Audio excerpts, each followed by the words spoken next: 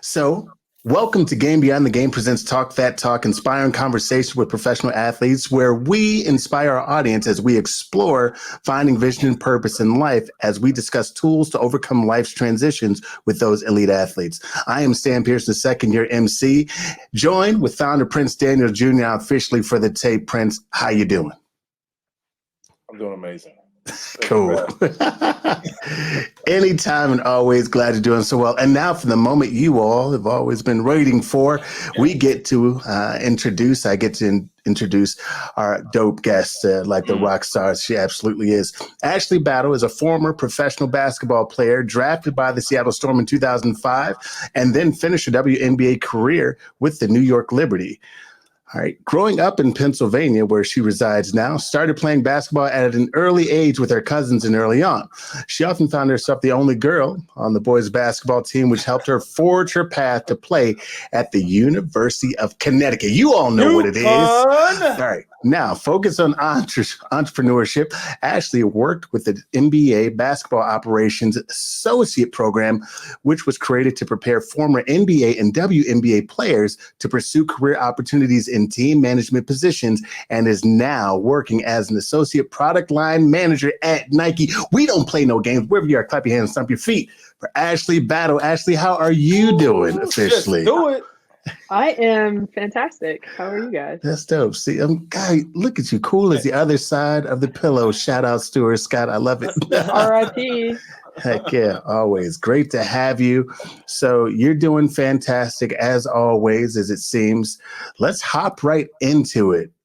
Basketball, you mentioned at a young age, you're always playing with boys, and that allowed you to just better yourself. Did you fall in love with basketball early? Or did it fall in love with you? It was kind of both, I think my family played and all my friends played, and I was really tall in the fifth grade, like fourth and fifth grade. I was probably like 5'6", 5'7" in the fifth grade. Really? Yeah, I was huge. And I wore the same size shoes as I do right now, which is a 10.5 men in the fifth grade. What? You went through some things. My mom never had the opportunity of buying like kid shoes. I went straight from like great like toddlers to like adult sizes, like adult men's sizes. If you don't mind me asking, that's going to take me in a little bit of a different direction. What was that like for you? Because I know sometimes, certainly in early grade years, kids are silly, stupid, say all kind of things that can hurt out of ignorance or just being mean. Right. What was that like being 5'6" in the fourth, fifth grade, or wearing a size 10 at that age? Did that have any effect on you moving forward, or what things do you think you had to work through at that time? There are kids there's a couple things that happen. So some of my counterparts and my classmates, they were tall too. So I had like a really tall class. So there were some females that were kind of tall, and then like some of the guys were really tall too. But then also like I got these hands, so like talk something if you want. Catch me outside if you want. Catch me outside. You catch these hands. Catch me outside. I did. I'm not gonna lie. Like I did get suspended a couple times in elementary schools for Yeah, putting the paws on them. That's what they call putting the people. It's funny. I tell folks in my entire life, I've never heard of a bully leaving someone alone because they asked him to leave them alone. Sometimes I've heard you got to get people up off you. Hey, you just got to defend yourself sometimes. And sometimes defending yourself, some people do it with words. Yep. Some people do it with hands. Say it again. Yeah. Say it again. Like, do you know your granddad? What you mean? Yo, Paw, because I'm about to put these on you. Oh, boy, yeah. I was like, you must not know who my mother is. My mom has these hands, too. So apple don't fall far from the tree. Wow, that's awesome.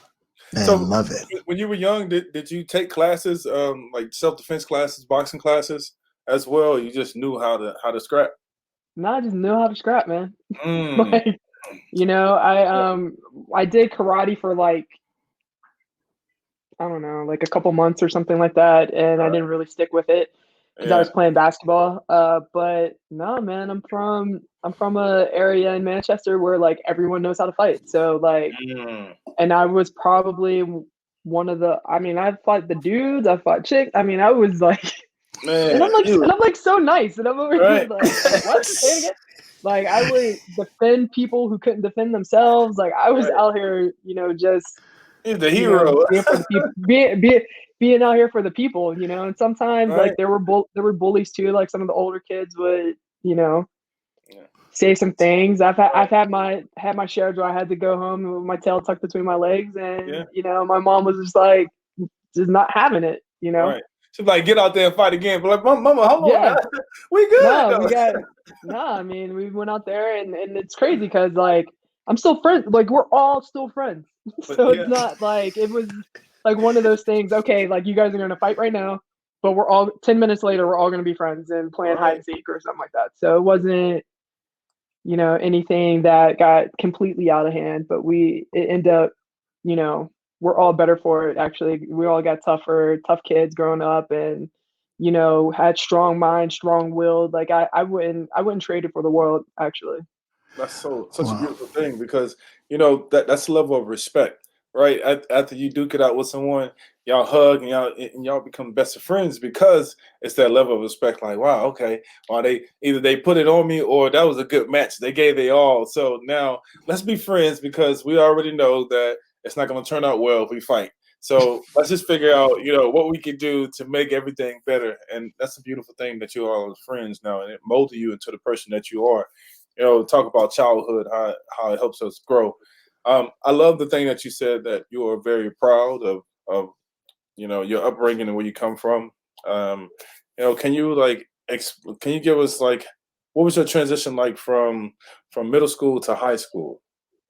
Yeah, absolutely. So my transition is kind of interesting because I don't think it was normal.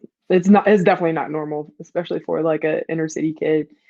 It is very similar to like the Fresh Prince of Bel-Air, So I mean, I didn't get in a fight, and my mom wasn't like, "You're moving with your auntie and uncle in Bel-Air." It wasn't exactly like that, but the process was kind of similar. So like in the 7th grade, my basketball coach was told about a school in Wheeling, West Virginia called Lindsley. And I went down there, I took the admissions test, and this is 6th grade going into 7th grade. And so I took the admissions test, and I'm like, I don't want to wear a uniform. I don't want to go. I don't want to be away from my friends. I don't want to, be away from home, because I would have to like live down there during the week. And then going into 8th grade, I took the admissions test, the same thing. Like I didn't want to leave. I didn't want to do, any of that. And then same thing going into 9th grade. And I had, I was pretty talented at basketball, and, there were a lot of high schools in the city, in Pittsburgh, that were, looking to have me come to their school. It was almost like a recruiting frenzy in high school as well. Right. And so my mom was just like, look, if you don't want to stay down there, you don't have to stay. Like you can always leave. And, and when she said that, it just registered and clicked. And I was like, okay, you're right. I don't have to stay. And it wasn't like they had the greatest basketball program known to mankind or anything like that. The basketball program was trash, and they were like a really great school academically. 100% of the students, not necessarily attended college, but 100% got accepted to college. And, academically, it was top notch. So it was one of those things where I felt like athletically and then academically, I was meeting in the same space. So I left, went to boarding school, and, just a whole different environment, whole different everything. And I'm happy that I did it. It was like one of the best decisions that, I made in my life. I still have a lot of connections, a lot of friends down there. It's difficult, being in the 8th grade, going to boarding school, and not being with your family, especially, and your friends.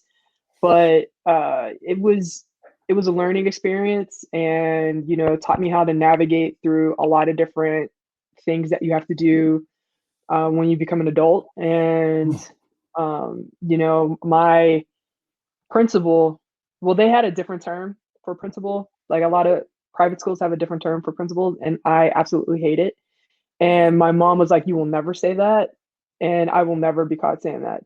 And she would have never said it either, but she told me specifically, "You will not call them." So the term for principal is like headmaster, in like in private schools, like it's like headmistress and headmaster, you know. And so my mom was just like, "I bet you won't."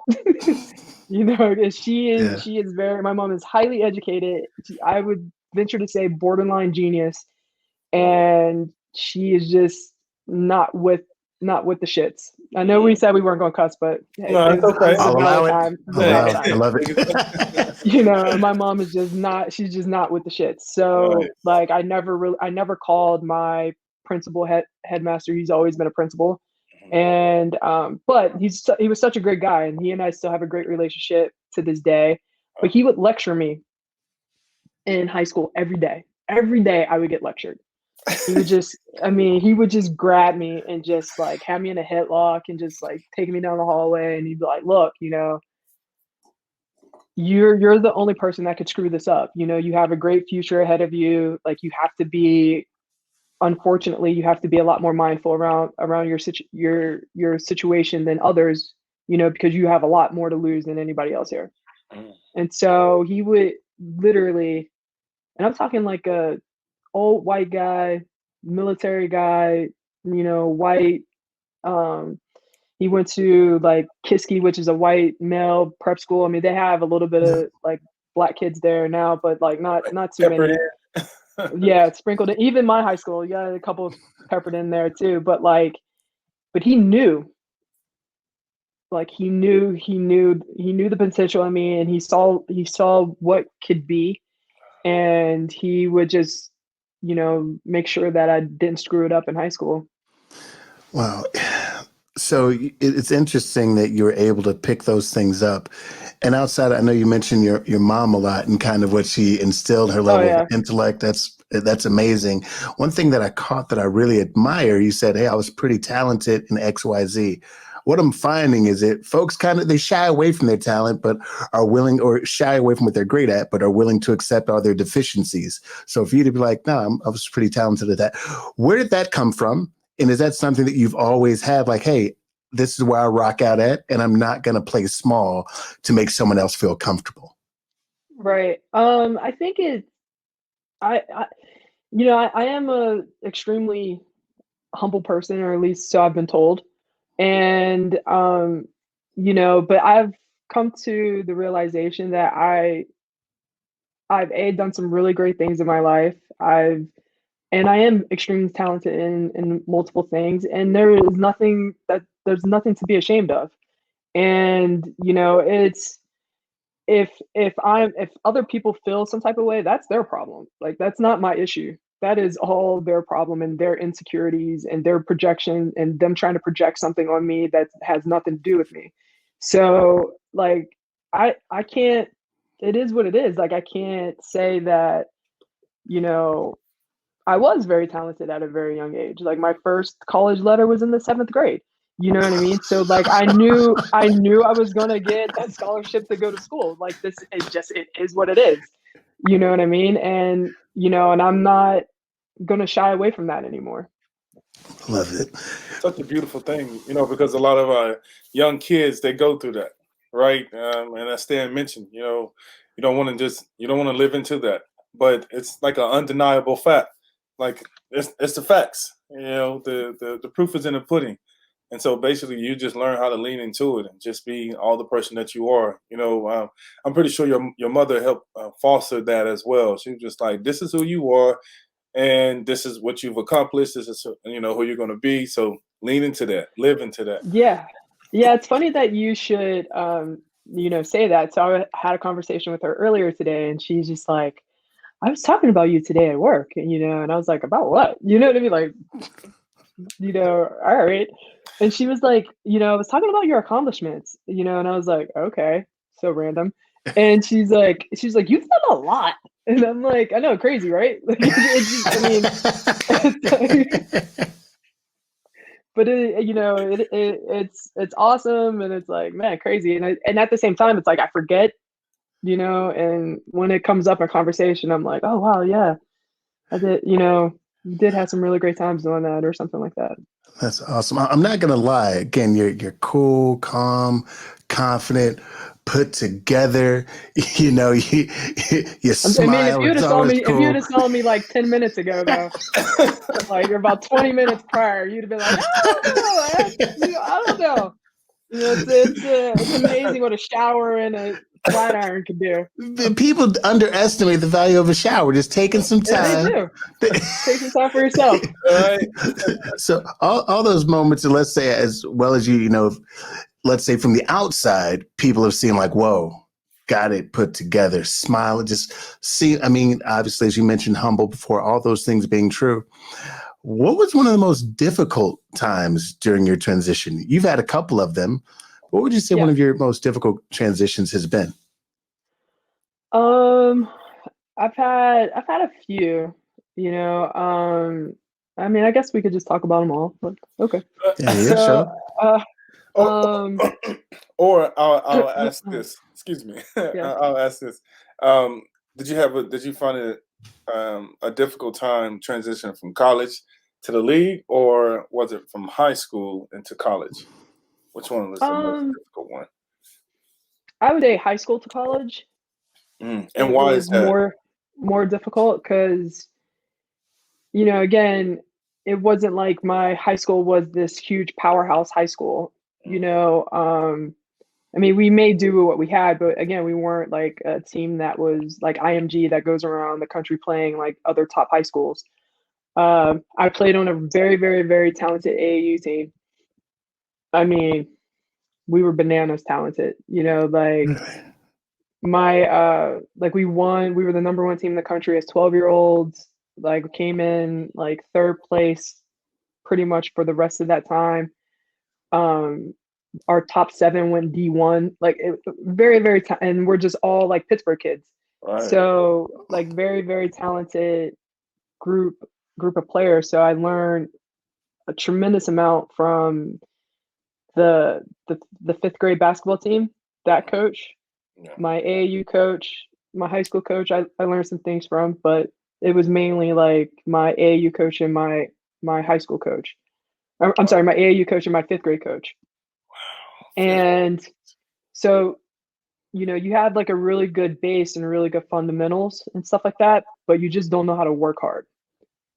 And that transition, when you go from high school to college,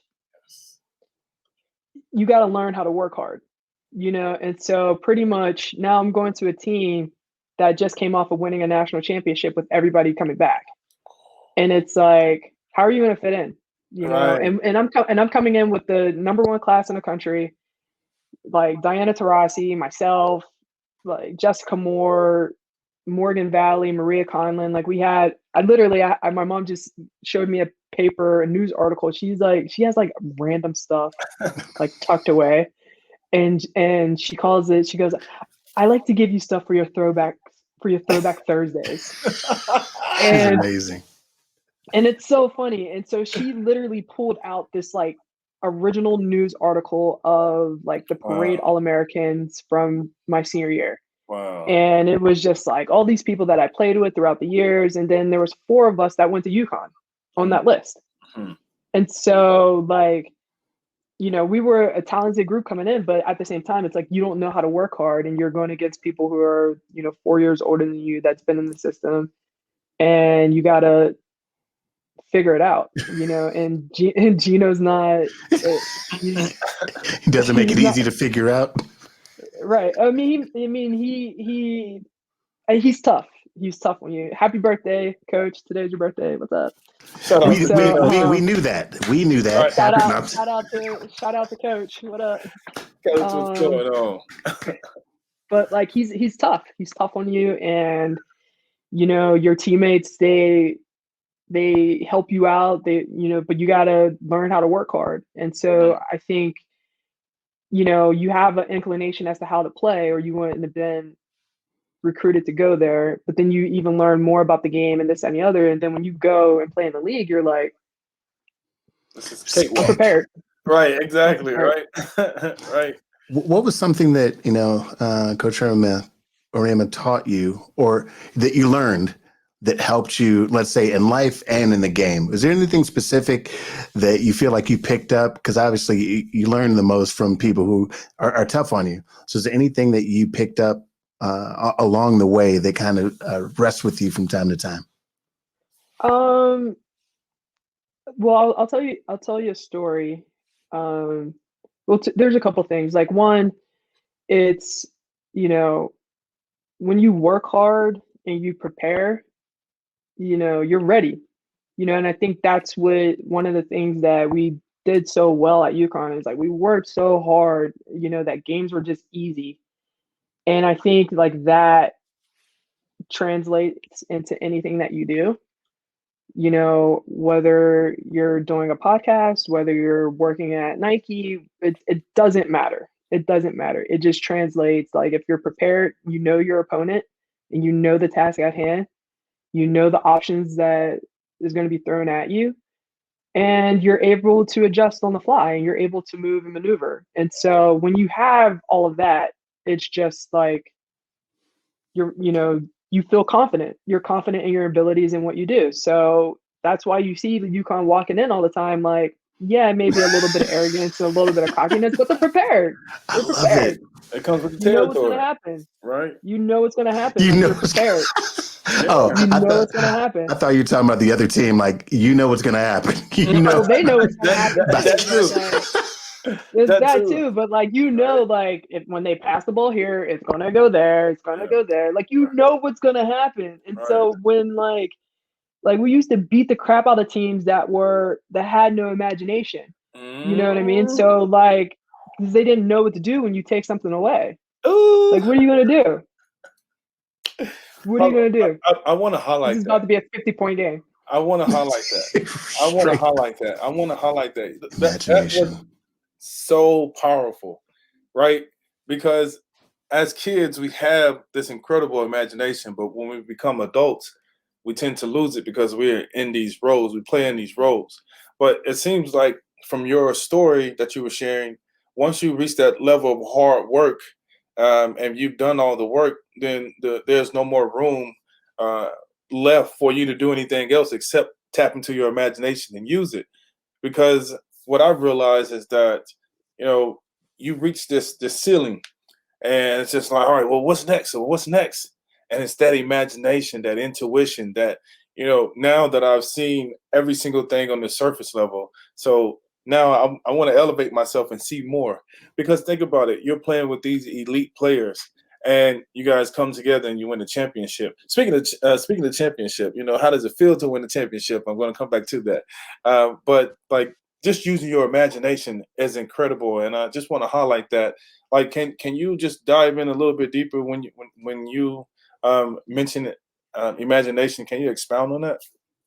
Yeah, absolutely. I mean, it's with anything. Like I feel like in life in general, like I really do feel like this, like about life. Like you're given a set of parameters.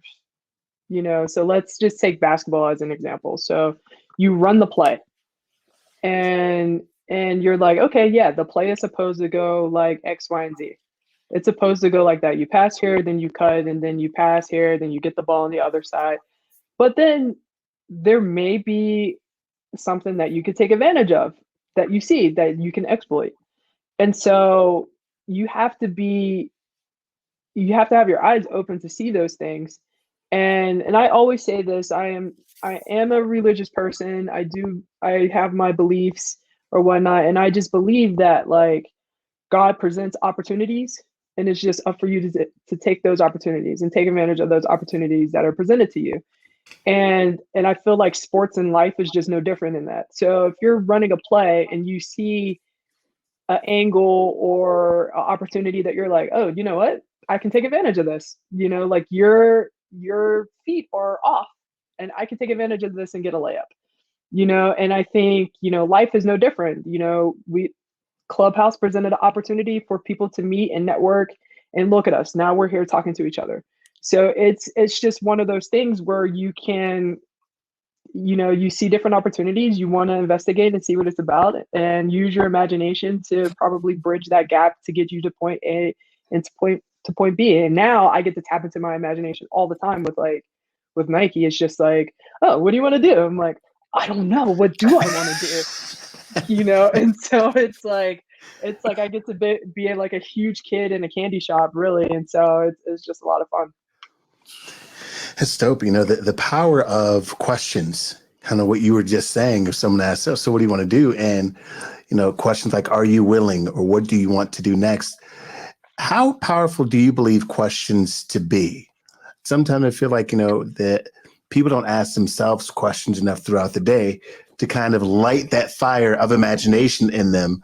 So how powerful are questions for you? How important do you find them to be? Very important. Oh, sorry, I hit the desk. We got a little shaky there for a minute. A little earthquake. Yeah. Right. I feel like questions are extremely important, and I think it's just people are shy, especially if you're in like a public setting. People get shy about asking questions, and even sometimes I get shy about asking questions. I'm new in this role. I don't know necessarily everything yet, and I'm willing to learn, but you have to ask questions. And you know what? For me, right now, like, yes, I am shy in some capacity, and in some capacity, I'm like, I don't care. I may ask you the same question 10 times. You know what I mean? And it's like, and it's just like, I don't care if you're upset that I asked you the same question 10 times. Like, apparently, however you explained it, it didn't sink in, and I need it to be explained differently. And usually, like, I'm a rather quick study, but when you're doing something new for the first time, it's just like, you're running a play. You just need a couple repetitions, and then it just, you see it, you see somebody do it, you do it a couple times, and then it sticks, And so, like, that's how I've learned, my entire life, being in sports. It's like, all right, I see what they're doing. You're passing there, you're passing there, you're cutting there. Okay, I see that. Then you go out there, and it's like, now it's your turn to run the play. So you go out there and like, all right, yep, I did exactly what they did. You know what I mean? Like, I did exactly what the person in front of me did. I didn't mess it up. Then I didn't mess it up. I did exactly what they did. And then once you get, really good at running that, then you can add that imagination, which we were talking about before. Speaking of, so I'm going to bring it back to a question real quick. So you say questions are important. Stan mentioned it as well. You have something behind you that signifies greatness. And I know that you had an opportunity. Yeah, a couple things behind me that I didn't see that. All right. And so you had an opportunity to meet greatness before greatness left this planet Earth. Right. And I'm alluding to number 2-4 right behind you, that golden jersey. So you had multiple you had multiple encounters with Kobe Bryant, right? Mm-hmm. What was some of the questions that you asked him? And probably, like, what was your first question? And then what was one question where you were like, yeah, like, I really got his attention? Well, one thing I know for sure is you never know what somebody's going to say unless you ask the question. And so I think that was really like the blossoming of our friendship and our relationship was, he had a book signing in New York. And again, I worked at the NBA league offices, and I found out about it. And this was like, so I prophesized that Kobe and I were going to be friends, but that's a whole nother story. And I want to hear probably some other time. I love those prophesizing stories, but go ahead with this one. We'll talk about that offline. We can talk about that offline. And this was like my strike. At this point, this was like strike 3. So there were 2 other encounters where we were in the same space and same time, and I didn't go over, or something happened, but this was strike 3 for me. I was like, and so I'm like, all right, well, I get to the NBA store, and I'm just like, because the event was actually at the NBA store, and I'm like, I'm buying a jersey. Screw it. I'm like, I was like, I don't care what they say. You know, somebody's gonna say, actually, you shouldn't ask them to sign it, but I don't care. What are you gonna do? Right. What are you gonna do? You gonna fire me? I'm like, I doubt it, but like, what are you gonna do? So I was like, all right. And so, so they knew like I wanted to talk to them for a little bit. And so when we ended up getting like some space after the book signing and before his next interview, and we were talking a little bit, and the conversation was really great. And I felt comfortable enough to ask him like, hey, can you sign this? And he was like, yeah, man, no problem. Like, why was I so nervous to ask that, you know? And so again, like the conversation was still going really well. And I just went over to him and I'm like, hey, I'm going to be in LA in 2 weeks. You know, I would love to connect if you're available. And he was like, okay. And so I'm like, all right. you know what I mean? And so, and I'm like, okay, all right, great. And so I'm like, see you in 2 weeks. See you in 2 weeks. You know what I mean? So, so like, you just never know if you don't ask the question. And so 2 weeks later, I'm in LA and I go practice with the team. I practice with the girls, and I think there is where like we were just like, I think we're like the same person. Like, why are you finishing my thoughts? And why am I finishing your thoughts? Like, this is kind of weird, but I love it. You know, it was just like one of those like encounters where like literally all the stars align and you're just like, man, how have we gone this long without knowing each other? Like really, like it was just like one of those conversations. And you know, I hit it off with the girls really well. And, you know, from there on, there's been some other encounters where I saw him and he's like, when are you coming to LA? When are you coming back? The girls need you. They need you, you know, and just kept hounding me. And I thought I was going to be in LA in January, actually, the month that they end up passing away. Mm-hmm. But it didn't work out where I was in LA. But it was just, you know, there's not enough that I could say about Kobe. Like first off, Gigi was like his exact replica. And it like freaked me out the first time I saw it because I was just like, dude.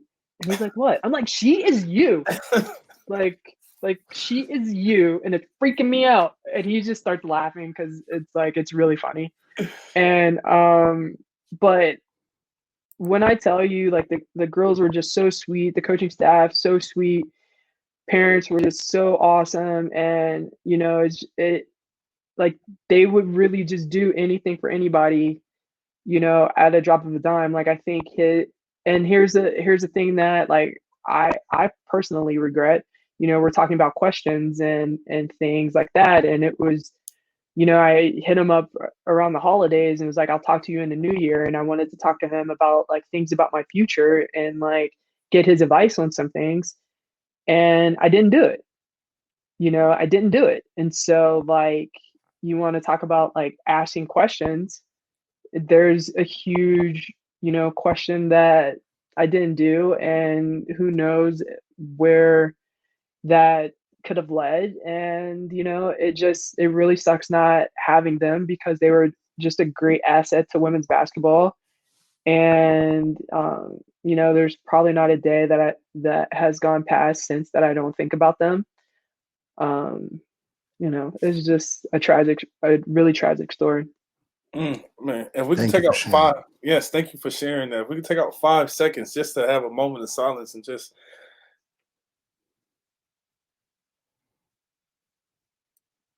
honor that.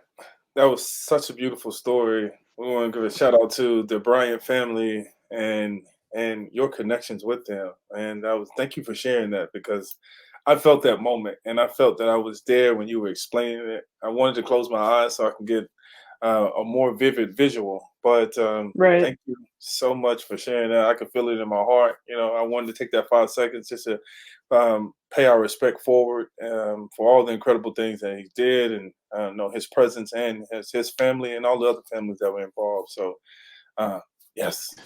And congratulations to you. You know, it's those moments again that you mentioned, like, do I, don't I, do I, don't I?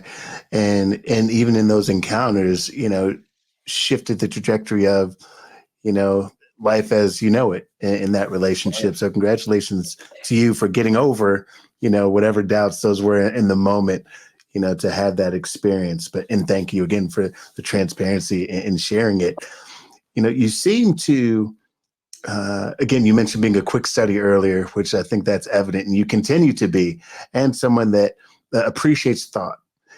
That being said, you know, what's the younger version of you as thoughtful? But beyond that, what advice would you give to the younger version of Ashley? Hmm. I would give, I would tell my younger version to,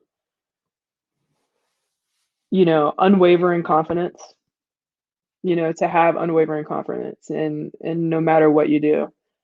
And, you're gonna make mistakes, but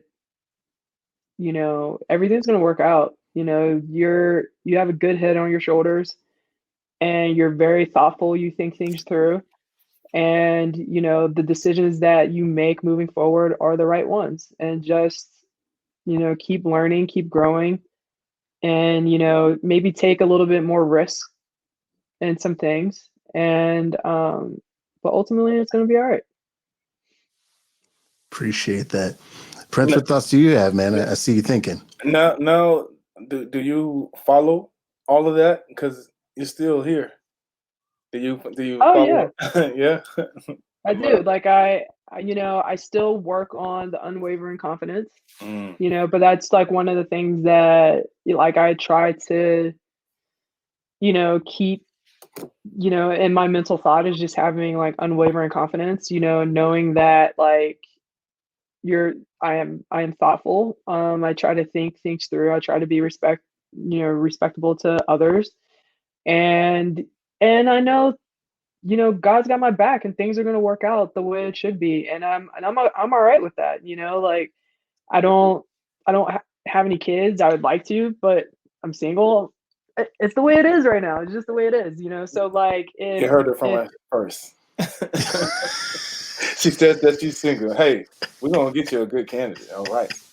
So I just had to throw that in there. I'm sorry. She like Sinclair. She like Sinclair. We are living.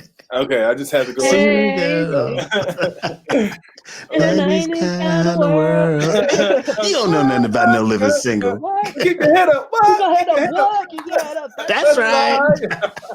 right. Okay. Well, all right. All right. We're coming to an end, but Ash, on a serious note, what do you want your legacy to look like?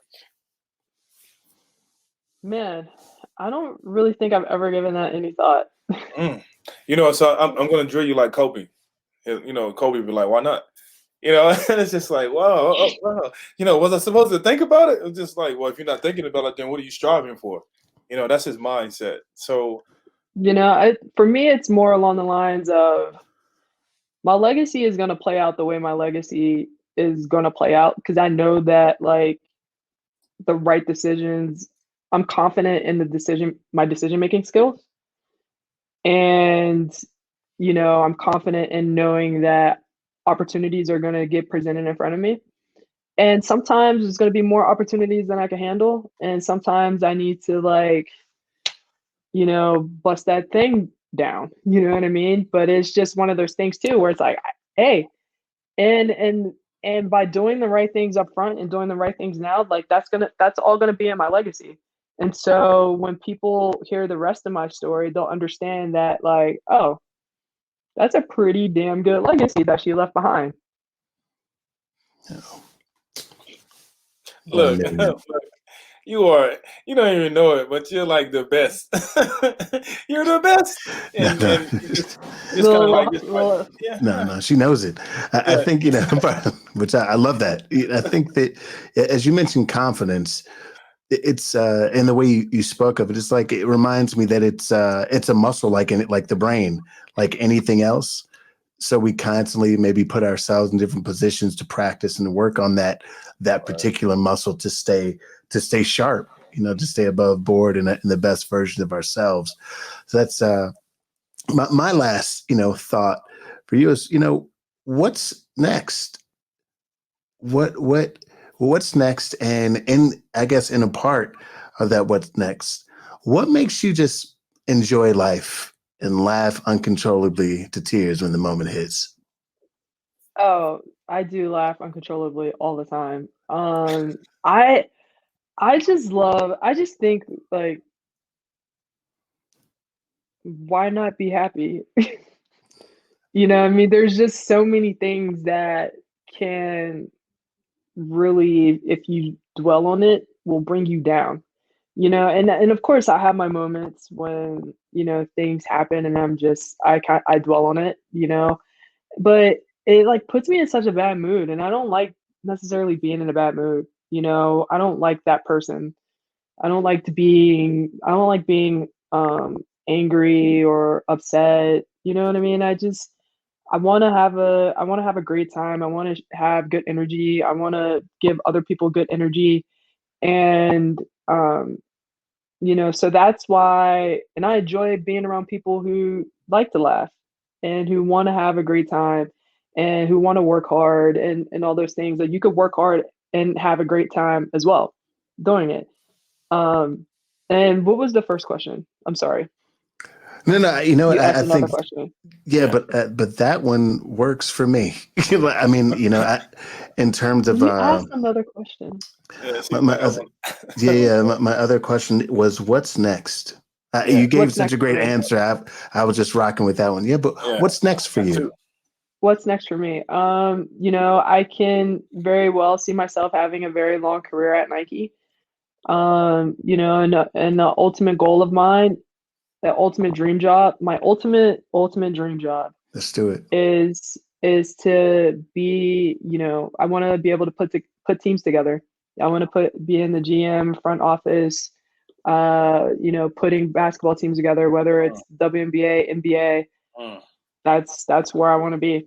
And so I have a financial background. I have a marketing background, and I'm doing Nike. This is giving me experience with strategies, with building strategies, executing strategies, learning about markets and numbers in a different way. And so I'm just fine tuning my skills and getting prepared to whatever opportunity comes about. Maybe who knows? Like, it could be at Nike, could be back at the NBA, could be on a team. So I'm just keeping my options open, but ultimately just trying to get better every day.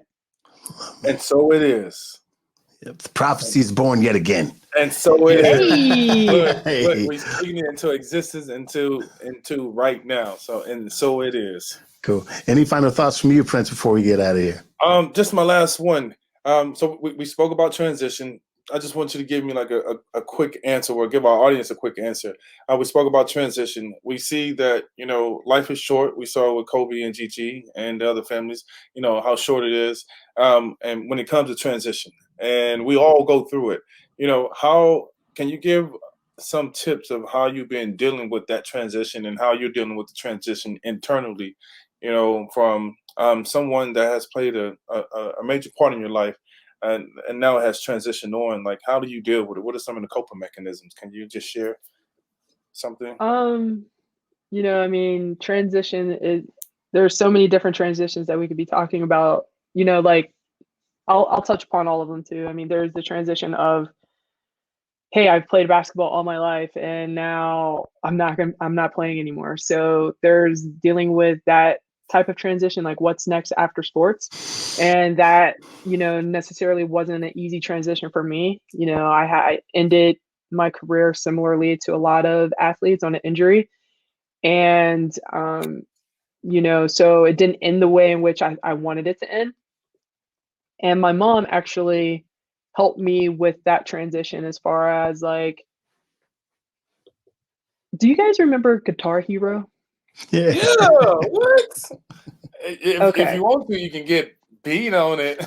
I'm bad at it. Horrible. Okay, so I'm bad Guitar like Hero. Michael on it.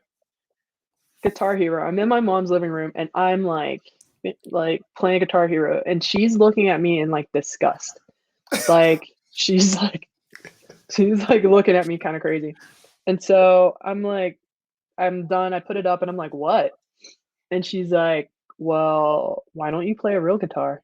And I was like, fine. And she's like, fine. And so I went out that day and I bought a real guitar and started taking guitar lessons. And we started taking guitar lessons together, which really helped focus my mind on something else, and helped me out of that transition of, you're not playing basketball anymore. You're a civilian. you're a civilian now. So you need to like do civilian things. And so like that was one of the transitions that really helped me in the process of in the mental process of dealing with not playing basketball anymore, because it is a strenuous process and you have to deal with it. Hopefully people will hopefully other athletes will start thinking about that transition while they're still playing and while they still have all the connections and while people want to be around you, because that's just really important. Because when you're playing, everybody wants to be a part of you, and everyone wants a piece of you. So who do you want to have a piece of? You have access to do whatever you want. It's just a matter of like you picking out who you want to talk to, and they'll talk to you. And then when you talk about like the transition of a loved one, so to speak, and 2020 was just rough all the way around. I mean, it started off with me having hip surgery in January. Then Commissioner Stern passed away. Then Kobe passed away. Then my uncle passed away. Then my mom's best friend passed away. I mean, this is all before March 10th. You know what I mean? And so like it was just a wave of just it just kept coming. It just kept coming. And then the whole world shut down. So it wasn't, so you had like all these different things that happened, and then the world was like, chill. You know what I mean? And so to deal with those things as well, it's just like you have to, for me, I had to keep my faith. And I understand like these are things, I understand that things happen, accidents happen. And I understand that like, and accidents happen and sometimes they're fatal, and you don't want it to happen, but they do, and then there's life happens, people get sick, and people transition because they weren't healthy enough to cope with the events that's happening within their body. And then you have things that just randomly happen to healthy people, and this was everything that happened. You got Kobe with accidents happening, and sometimes that they're fatal. My uncle who wasn't healthy enough to cope with the events that was happening with his body. And then you have my mom's best friend who is perfectly healthy and died, and so like, it was one of those things where it was like, okay, I have to be strong for my mom because she just lost her brother and her best friend within 2 days. And so it was, and and it's just being there for my family, relying on them and them helping me. And I have some really great friends. I have really great friends who are super supportive. Like technically I'm the only child. Like my father has other kids, but technically I'm the only child. And so like it's very important for me to have like really, really great friends and really great, my cousins are awesome. And so my support system is fantastic. And I just think it's super, super, super important to have like a great support system, because in times of need, you can lean on them and they will help you, and they will help you get through it. And sometimes you think you can't, and they will either give you a kick in the ass or they'll give you a hug, whatever one you need, they'll give it to you. So it's just trusting and believing and who you are and the people that you have around you, and knowing that you'll get through it just like you get through everything else. Drop the mic, Stan. Dropped it. Drop the mic. Done and done. Thank you. Drop Boom. it. Drop the kazoo. What you got? Other pick. I know, right? And I just finally, Guitar pick. and I was like, yo, I'm just saying, like, the guitar's on the side of your shoulder. That's Purple Haze. What? guitar has You got a name? Jimmy Yeah. Hendrix style Purple Haze. You know it. So- You know That's what? my guy, Jimmy. That is so cool. We gotta talk. We're gonna talk after this. Next time you're on, maybe you'll play us a little something. Maybe so. Maybe. Oh no. It was that cameo. Yeah, it's so funny. A friend of mine today, he was just like, I don't think I've ever heard you play. I mean, I've heard you tinker, Tinker. but Bing, bing, I bing. don't think I have. But you've never played a song for me. I'm just like, okay. Maybe I'll do it. The answer that isn't an answer. Right. Appreciate Like, that. Okay, maybe I'll play one for you someday. Super cool. People can learn more about you by checking out on IG. If you're there at Ashley Battle, that's how you find Ashley. If you're looking to learn more about her, follow her journey and learn more about how awesome she is. And maybe one of these days she'll tinker a little bit on the internet, as it were. We'll see. On the interwebs, we'll see. I don't know. For I did sure. put a video up the other day, and everybody's like, "Oh my god, it's so good!" I'm like, "I am so bad." Like, I'm going there right after we get out of here. I'm checking you out. it was in my story. It's gone. And it's going out. Savage. Just like an overachiever. You know, like, I'm not that good. Play, put it on the story. Gone. Going to 24 hours. What? 24 Savage. hours. Got to keep them wanting more, Ashley. I'll allow it. Got to keep them wanting more.